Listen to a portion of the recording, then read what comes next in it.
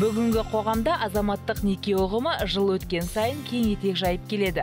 Азаматтық неке жайлы көзқарасты әрқилы. Бір-бірін шын сүйіп, түсінетін ер мен әйел неке куәлігінсіз де бақытты өмір сүре алады дейтіндер де бар.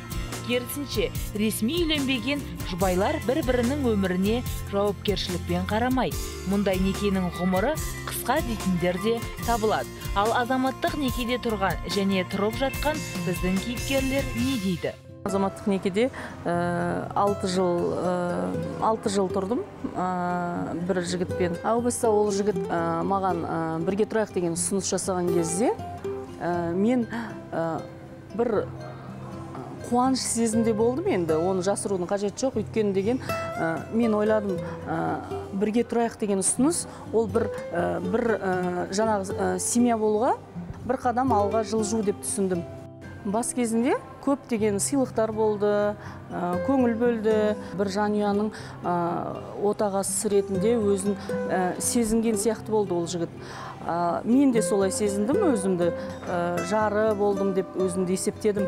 6 жылда қанша ай болса, сол айдың бәрінде мен осы жігіт маған бүгін болмаса ертең ұсыныс жасап қалады деп күттім.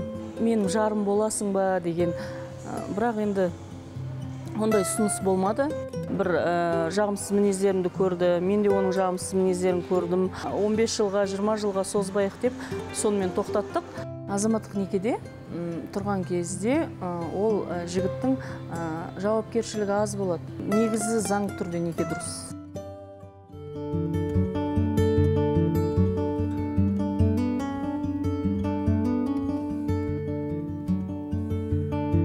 Мен азаматтық некеде бірге тұрып жатқанда бір жылдан асып кетті. Жас отбасылар үйленіп, артынан ажырасып кетіп жатқандар көп. Себебі оның көпшілігі бір-бірін жақсы танымағандықтан деп ойлаймын.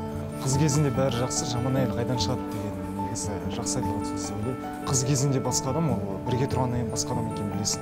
Бірге тұрайық деп ұсыныс жасаған кезде мен бірден келістім. Өйткені мінезі құлқы ұнағандықтан мен айырылып қалмас үшін сондай шешімге бардым. Қазір жақсы жігіт табу өте қиын. Ата-анам бұл туралы білмейді. Сол себепті түрімді жасырып отырмын.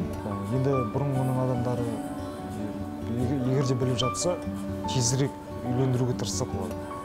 Мен отбасы өмірге әлі дайын емеспін. Ерте деп ойлаймын. Бірге тұрғалы осы жігітімнің жақсы жақтарын байқап жүрмін.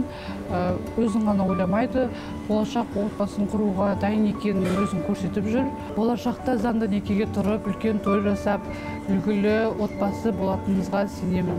Бір-біріміздің мінез құлқымыз сай келмей, яғни тұрмыстық өмірге дайын болмай ажырасып кетуіміз мүмкін.